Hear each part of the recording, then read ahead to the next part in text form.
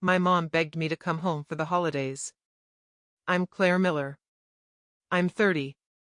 And like an idiot, I actually thought this Christmas might be different.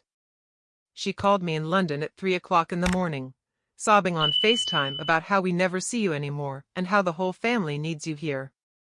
10 hours on a cramped overnight flight, 2 layovers, a dead phone battery, and I still showed up on her doorstep in San Diego with a suitcase full of gifts for my brother's kids. I was exhausted, smelled like airplane coffee, and my back was killing me. I rang the bell, heart pounding a little, stupidly hoping she'd hug me like she used to when I was a kid. The door flew open. No hello, no. How was your flight? No hug. Just my mom staring at my suitcase and saying like it was the most normal thing in the world. You'll babysit your brother's kids. We're going on a family trip. My brother stepped into the doorway, sunglasses on, duffel bag over his shoulder, the kids hanging off his arms. He smirked and said, "Hey guys, don't wipe your snot on Aunt Claire. She's jet-lagged."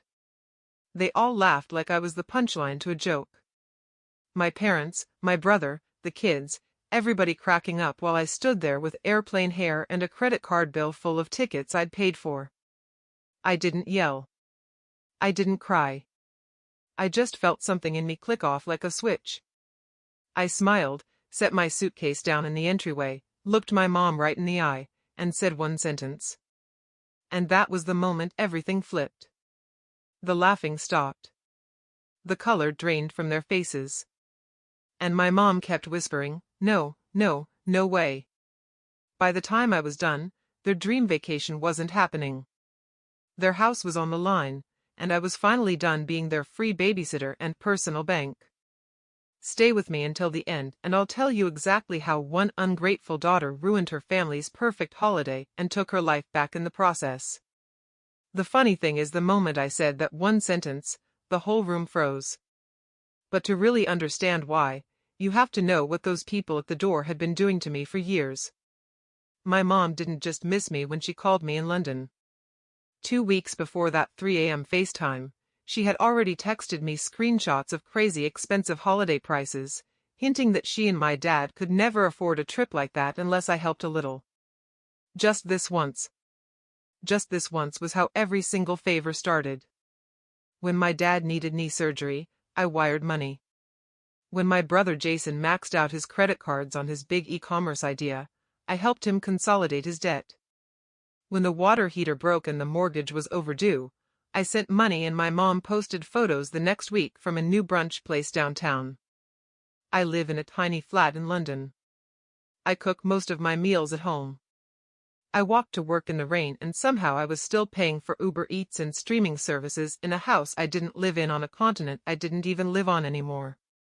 The thing is, this time before I booked my own ticket home, I paid attention. I saved every Zelle transfer, every PayPal receipt, every "thank you honey, we'll pay you back when things calm down." I also noticed something else. An email from the bank with my name on a mortgage I did not remember signing up for because a few years ago they had put me down as a co-borrower just to get a better rate, and I had been covering the shortfalls ever since.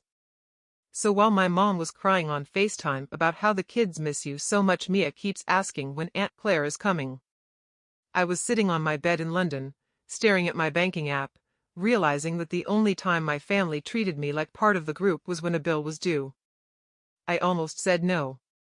I almost told her to figure it out herself. But then a different thought hit me. If they were willing to drag me halfway across the world to use me as a free babysitter and walking credit card, I was finally willing to show them what it looks like when I stopped playing along. I booked my flight, but I also booked a call with a financial advisor, downloaded 3 years of statements, and had a simple document drawn up on a legal template site.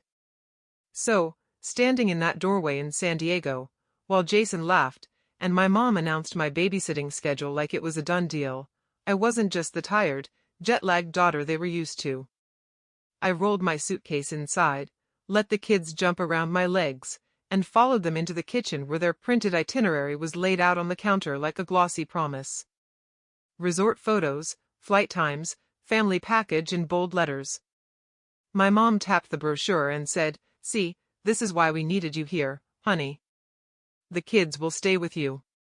We'll finally have a real vacation. You always say we should take care of ourselves." I looked at the resort name, recognized the card number on the confirmation email open on her phone, and felt that same switch in my chest flip again. They thought I had come home to be their built-in nanny and bank. I had actually flown 10 hours to do something I should have done years ago. So, I smiled, asked my mom to get everyone into the dining room so we can go over a few things before you leave, opened my laptop on the table, and pulled up the stack of digital receipts that would turn their family trip into the last time any of them saw me as a free resource. My dad sat at the head of the table like it was some kind of family meeting. My mom hovered by the counter, clutching that printed itinerary, and Jason was scrolling his phone, half listening. Mia and Logan spinning in circles on the tile. I slid my laptop closer, turned the screen so they could all see, and said as calmly as I could, "Before you go anywhere, we need to talk about money." Jason groaned, "Claire, seriously, right now." My dad muttered something about timing under his breath. My mom gave me that wounded look and said, "Honey, we've been under so much stress. Can we please not start a fight before we even leave?" I didn't raise my voice. I just clicked to the first folder on my screen labeled Miller Household and opened a spreadsheet. Every line was dated, color-coded, and brutally clear. "Last March," I began, "you called me because the mortgage was 2 months behind. I wired $1,200. In June, Jason's business expenses maxed his card. I sent $2,500. When the water heater broke, $900. When Dad's truck needed new tires, $600. When the electric bill was past due, $300 here, $400 there. Every month for 3 years, there's something." I scrolled slowly so they could see the amount stacking up, highlighting entries as I spoke. This is not counting the Disney Plus, Hulu, Netflix, Spotify Family Plan, your Walmart Plus, the cell phone plan, the random emergency Venmo requests that somehow always line up with Black Friday or Labor Day sales. Jason straightened in his chair, color draining from his face as he recognized his own. "I swear I'll pay you back next month." Memos in the notes column.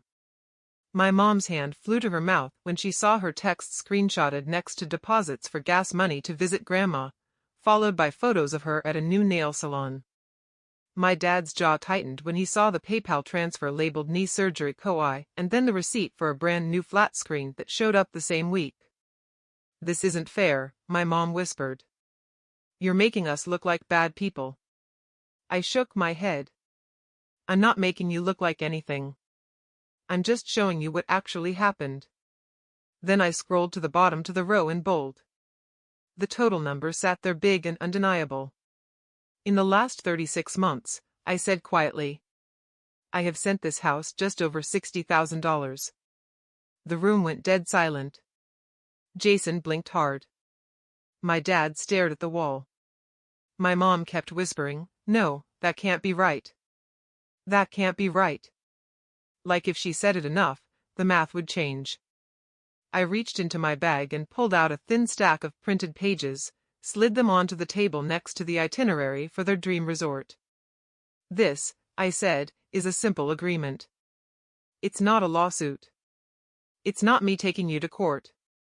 It's just a record that all of you acknowledge you owe me this money and will start paying it back. Even if it's slowly, $50 a month, AH100 red, whatever." I had it drafted using a legal template. My advisor looked it over. "All it says is that this I tapped the 60,000 on the screen. Was not a gift." My dad finally snapped out of his shock. "We are family," he barked. "You don't put family in debt like that." "What? Are you going to sue your own parents?" I met his eyes. Family doesn't hide a mortgage in their daughter's name and call her when the payment's late. Family doesn't spend her money on vacations and brunch. And then tell everyone she abandoned them. My mom flinched like I'd slapped her. Jason grabbed the pages, skimmed the first paragraph, and his voice cracked. "This is insane. I can't pay this back. None of us can. I leaned back in my chair. I know, and I'm not expecting you to. Not all at once. But I am done living in a world where you pretend you're victims and I'm some selfish career girl overseas. If you ever tell a neighbor or a cousin or Facebook that I left you with nothing, I will show them these numbers. I will show them every transfer, every bill I covered. Every time you chose Starbucks over the electricity bill because you knew I'd bail you out. My mom shook her head over and over, whispering, "No, no, no way. You wouldn't do that, Claire. You wouldn't humiliate your own family." I shrugged. I'm not planning to as long as you stop lying. Then I clicked to another tab, the one with their resort reservation confirmation. The familiar logo filled the screen along with their names, dates, and a little note at the bottom with the last 4 digits of the card on file. My card and about that family trip you're so excited about, I added, my voice still calm. You might want to sit down for this part. My dad frowned. What are you talking about? I pointed to the status line under the reservation number. Cancelled. 3 days ago, I called the resort and the airline, I said. Since the bookings were made with my card and my account, I had every right. The package has been refunded. The flight credits have been moved. So, when I told you at the door that I wasn't babysitting while you went on vacation, I closed the laptop halfway, just enough to see all their faces at once. What I meant was there is no vacation anymore. Not without me.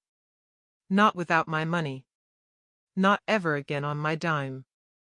My dad lurched up from his chair when he saw the word cancelled like he could intimidate the screen into changing. You had no right. He snapped. Those are our tickets. I didn't even flinch. They were bought with my card from my account with my money. I said the right was all mine. He opened his mouth to argue, but I was already clicking to the next window. And that brings me to the house we're sitting in right now. On the screen was an email from the bank with both our names on it. Gary Miller and Claire Miller, co-borrowers. My dad stared at it, his face draining of color. My mom whispered, Claire, please, not this. We told you it was just paperwork. I swallowed the familiar ache in my throat. You told me it was a formality, I said. You told me it wouldn't affect me, but I've been the one covering short payments on this mortgage for years. Every time you forgot a bill, it hit my credit, too. I clicked a button and a small video popped up in the corner of the screen. My financial advisor's face appeared, framed by a home office in London. We had spoken before I ever got on the plane. Hi, Claire, she said. Is now still a good time? I turned the laptop slightly so my parents could see. Perfect, I said. You remember my family situation? My dad hissed. Who is this? I answered without looking at him. This is the person who helped me understand exactly what being a co-borrower on your mortgage means, and what my options are now that I'm done bailing you out. The advisor introduced herself politely, then got straight to the point. In calm, measured language, she explained that as a co-borrower, my credit was tied to this house, that missed payments and constant shortfalls were hurting me, and that I had the right to go to the bank and request to be removed from the loan. In practice, she continued, that means the lender would require the remaining borrower or borrowers to qualify on their own. They might have to refinance or in some cases if they cannot meet the requirements. The property may need to be sold to satisfy the debt. My mom shook her head. You can't do that, she said, her voice trembling. We can't afford to move. We can't afford a higher payment. The advisor's voice stayed gentle. That is between you and the lender, ma'am. What I can say is Claire is not obligated to keep her name on a loan that she is not truly benefiting from, especially when she is the one making up the difference. I thanked her and ended the call, my heart pounding so hard I could feel it in my teeth. The room felt smaller, like the walls were inching inward. My dad rounded on me. You're going to make your own parents homeless over some numbers on a screen? I looked him straight in the eye. No, I am going to stop letting you gamble with my future while you act like I owe you my entire life. If you can afford resorts and plane tickets when you think I'll be here to babysit, you can afford to sit down with a bank and figure out how to pay for your own house. I reached into my bag again and pulled out a folded letter. This is my formal notice that I'll be stopping all automatic payments related to this property. I said the bank will contact you directly from now on. I'm also closing the joint checking account Mom convinced me to open just in case there's an emergency. I air quoted the words without meaning to. My mom made a choked sound. But that's where the grocery money comes from. She said that's where we pay utilities. How are we supposed to manage all this? I took a breath, steady and slow. The same way every other adult in this country does, I replied. With your own income, with your own budgeting, with your own consequences when you overspend. I opened another tab showing the monthly auto drafts I had set up over the years. Mortgage supplement, power, internet, streaming bundles, grocery deliveries, car payment, top-ups. All of them had my name next to the word payer. As of today, I said, my cursor hovering over the cancel button for each one. These stop. You will get your own bills in your own names. If they're late, that's between you and the companies, not me and my credit score. Jason finally spoke up, panic rising in his voice. Claire Iyer, you can't just pull everything away at once. At least give us time. I'm looking into more hours. I'll sign up for more delivery shifts. I swear. Just don't screw us like this. I turned to him. You're 34 years old. I said, you have 2 kids. You should have been doing that years ago without me dangling in the background as a safety net. He stared at the table, jaw clenched. For a second, I almost softened. Almost slipped back into the role they had written for me. The fixer, the quiet helper, the girl who would cry in the shower and then open her banking app and make it all go away. But then I remembered the way they had laughed at the door. The way my mom had said, "You'll babysit." Like it was a line item on their to-do list. And that softer part of me shut right back down. I hit cancel on the autopays one by one. Confirmation emails pinged my phone. My mom's breathing got faster. My dad sank back into his chair, staring at nothing. This is cruel, he muttered. You're punishing us. I shook my head. No, I'm finally stepping out of a role you all wrote without asking me, and I'm giving you the chance to be honest about what you can actually afford without hiding behind my bank account. I closed the laptop and stood up, my legs shaky, but steady enough. After this, I said, if you decide to tell anyone that I abandoned you, just remember I have every receipt, every bill, every transfer. I'm done being the villain in the story you tell other people to make yourselves feel better. I picked up my suitcase and added quietly. You wanted a real vacation. Maybe this is it. A vacation from pretending I'm your built-in solution to every bad decision. Let's see how you handle life without that. My dad finally snapped when he saw me rolling my suitcase toward the hallway. He jumped up so fast his chair scraped the tile. If you're walking out after this little show, don't bother coming back. He barked. You're not welcome in this house if you're going to hold money over our heads. My mom reached for my arm. Gary, stop. She just needs to calm down. We can talk about this, she said. But she didn't actually move to stand between us. Jason stared at the floor, silent. I paused in the doorway, hand on the handle, every muscle in my body shaking. A part of me wanted to drop everything, apologize, say I'd figure something out like I always did. Instead, I straightened up and said, you're the one who decided my value here was measured in what I pay for. If I'm not welcome without my credit card, then I was never really welcome at all. My dad jabbed a finger toward the door. Get out, he said. And don't come crying to us when London chews you up and spits you out. I almost laughed at that. London wasn't the city that had been eating me alive. This kitchen was. I stepped outside, the California sun hitting my face, and pulled the door shut behind me. No one followed. No one called my name. The only sound was Mia and Logan arguing about a cartoon from the living room, blissfully unaware that their vacation had just evaporated. I ordered an Uber and dragged my suitcase to the curb, feeling more homeless than I actually was. The driver loaded my bag into the trunk and asked, "Where to?" I took a breath and gave him the address I had never given my parents, a high-rise in downtown San Diego, 15 minutes from their quiet little street, but a completely different world. 6 months before, after one too many midnight money transfers and guilt trips, I had used my savings and my steady UX salary to put a down payment on a tiny one-bedroom condo.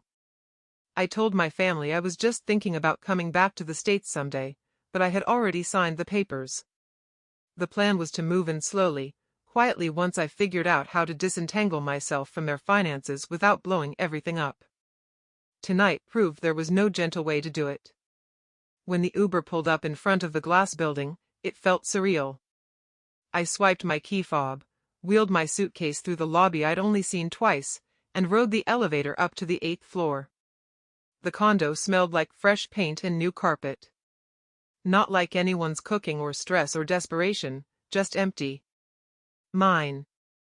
I dropped my suitcase in the middle of the living room and stood by the window looking out over the city lights. For the first time in years, my phone wasn't buzzing with, "Can you send something until Friday?" or "The card got declined. Can you fix it?" I opened my banking app and went through the last few things I still paid for that weren't in my name. The family Disney Plus canceled. The Hulu bundle canceled. The Spotify family account, the shared cloud storage, the random Apple charges for games the kids downloaded. Canceled, canceled, canceled. Each confirmation email felt like cutting a string that had been wrapped around my ribs for a decade. I brewed myself a cup of cheap grocery store coffee in my brand new, barely stocked kitchen and sat cross-legged on the floor because I didn't even have a couch yet. In the quiet, without my mom's constant sighing or my dad's TV blaring, the doubts rushed in. What if I'd gone too far? What if they really couldn't keep the lights on without me? What if I had just turned into this selfish, ungrateful daughter my dad always warned me not to be? Then I remembered how my mom had opened the door like I was a maid showing up for a shift. I remember Jason joking about the kids wiping their snot on me while they all laughed, assuming I'd just slide into place and make their plans possible. And underneath the fear and the guilt, something else settled in my chest for the first time in years. A thin, quiet layer of peace. They were going to feel the impact of my absence, no doubt. The bills would come, the late fees would stack, and the life they'd built on top of my invisible paycheck would start to wobble. But tonight, in this tiny, echoing condo, there was no one to save but me. I took a sip of coffee, opened my laptop again, and watched as the new emails started to roll in from the bank, the utility companies, the streaming services, all of them confirming what I already knew. For the first time, my family was on their own. The first sign that my decisions were actually hitting them didn't come from a phone call or a text. It came from Facebook. About a week after I moved into the condo, my friend Emma sent me a screenshot with a simple message. Have you seen this? It was my dad's profile, his name right there above a long dramatic status about how some kids forget who raised them the second they get a fancy job overseas, and how he and my mom were left with nothing right before Christmas. He never used my name, but he did not have to. Our daughter flew in from London and decided money was more important than blood. He had written, "Pray for us." Underneath were comments from people who had known me since I was in braces. "So sorry, Gary. That is awful. Kids these days do not understand family. You gave her everything and this is how she repays you." One woman added, "If she will not help, maybe set up a GoFundMe. We will share it." My stomach twisted like I had swallowed ice. He was doing exactly what I had warned him not to do. Turning himself into the helpless victim and me into the cold-hearted villain. Rewriting the entire story for an audience that had no idea how many times I had paid their bills in silence. For a minute, I paced my tiny living room, phone in my hand, fingers hovering over the call button. I almost drove back to that house. Almost begged him to take it down. Almost offered to reinstate one of the payments just to make the humiliation stop. The old version of me, the one trained to fix everything, was clawing at the inside of my chest. Then I pictured the spreadsheet on my laptop. I pictured the email tying my name to their mortgage, the stacks of transfers, the way my mom had looked past my face and straight at my suitcase when she opened the door like I was a delivery driver dropping off a package. That image snapped me back. Instead of calling my dad, I opened my email and pulled up the thread with my financial advisor. I told her about the post, about how my family had been using my money for years while claiming they were barely getting by. And I asked one simple question. Was there anything else I needed to do to protect myself now that I had cut them off? She responded with a calm, detailed reply about documenting everything, saving copies of every transfer and bill, and making sure the bank and any relevant agencies had the full picture of who had actually been paying what. She mentioned that in situations like mine where one person is unofficially propping up a household that is also receiving certain benefits or claiming hardship, it can be appropriate to ask for things to be reviewed just to make sure everything is above board. I did not need a step-by-step manual. I just needed to know I was not crazy for thinking something was off. Over the next few weeks, while my dad kept posting vague complaints about ungrateful kids in this generation, envelopes started showing up at the house on their quiet cul-de-sac. I did not see them myself, but my mom's frantic texts told me enough. "Did you talk to the bank?" She wrote one morning. "We got a letter about reassessing the loan. They want updated information." Another day, early on a Monday, came a barrage of messages. "There is something from the IRS. I am freaking out. I thought you said everything was fine. Why are they asking questions?" I had never said everything was fine. I had said I was done smoothing things over in the dark. The bank wanted updated documents for the mortgage. The utility companies wanted full payment instead of the partial ones I had been slipping in at the last second, like some invisible janitor cleaning up a mess no one else acknowledged. The comfortable fog they had been living in was thinning, and there was nothing left to hide behind except the reality of what they could actually afford. Jason finally texted asking to meet at a coffee shop near my building. When he walked in, he looked smaller without the sarcasm to puff him up. Dark circles under his eyes, stubble he had clearly not had time to shave, a delivery bag slung over his shoulder. He dropped into the chair across from me and got straight to it. "Dad needs to shut up online," he said, rubbing his face. "Those posts are making everything worse. He is embarrassing himself and Mom and honestly me too. And I know you are mad, but some of this, the letters, the calls, you did something, right?" I took a slow sip of coffee, letting him sit in the discomfort for a second before I answered. What I did was stop pretending we were all being honest. I said, I talked to professionals. I made sure my name would not go down with a ship I was not steering.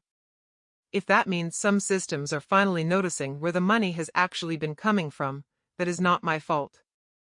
He stared at the table, then admitted he had signed up for more shifts, sold some of his old tech gear, moved his kids into a smaller room so he could take on a roommate and cut rent. "It sucks," he said, voice low. "But for the first time, I am actually seeing what stuff costs, like really seeing it. Groceries, gas, daycare. I did not get it before. I just knew if it got bad enough, someone would text you." Meanwhile, my mom was selling designer bags and home decor she had bragged about on social media, listing them on Marketplace with captions like "barely used" when I knew exactly how often she had carried them to brunch. The new television my dad bought after his surgery, the one he justified as recovery entertainment, disappeared from the living room in my cousin's holiday photos, replaced by an old boxy set from the garage. Their truck was finally repossessed one gray morning after too many missed payments. The kind of scene they used to cluck their tongues at when it happened at a neighbor's house. Now it was their driveway, their sidewalk, their embarrassment as the tow truck hauled away a symbol of a lifestyle they could no longer fake. Through all of it, My dad kept my number unblocked. But he never once called to apologize or tell the truth. He just kept throwing little grenades online, vague posts about betrayal and ingratitude, hoping someone would pick them up and carry them to me so I would feel guilty enough to crawl back. He told anyone who would listen that his daughter had abandoned him for money and status, conveniently leaving out that most of the money had been flowing in the opposite direction for years. I did not respond publicly, did not jump into the comments to defend myself, did not write my own dramatic post with screenshots attached, even though the petty part of me desperately wanted to. I did not have to. I had my receipts. I had my advisor. I had my own credit finally starting to disentangle from theirs. And more importantly, I had distance. Every time I saw someone share his story about the cold daughter in London, or heard through the grapevine that he was holding court at the bar about what a disappointment I was, all I could think was that if they knew the real math, if they saw even one page of that spreadsheet, they would not be asking why I walked away. They would be asking how I managed to stay as long as I did. By the time Christmas rolled around again, the Miller house had turned into a different universe, and so had mine. I found out the pieces in strange little ways. A tagged photo of my mom at a discount store instead of her usual boutique. A grainy picture of Jason's kids in a small apartment instead of my parents' backyard. Comments from mutual friends asking if everything was okay. I didn't reach out. I focused on my job in San Diego, on building my portfolio, on decorating my condo one paycheck at a time. I bought a second-hand couch, a fake tree for the corner, and strung up cheap fairy lights that made the place look warmer than it had any right to feel. Then, one rainy Tuesday in December, someone knocked on my door. When I checked the peephole, my stomach dropped. It was my mom. She looked smaller somehow. No full face of makeup, no carefully styled hair, just a tired woman clutching a reusable grocery bag to her chest like a shield. I let her in, heart pounding. She stood in the middle of my little living room and turned in a slow circle, taking in the couch, the view, the tiny Christmas tree with 3 mismatched ornaments. "I didn't know it looked like this," she said softly. "I always pictured you in something bigger, fancier." I shrugged. "This is what I can afford without paying for 2 households."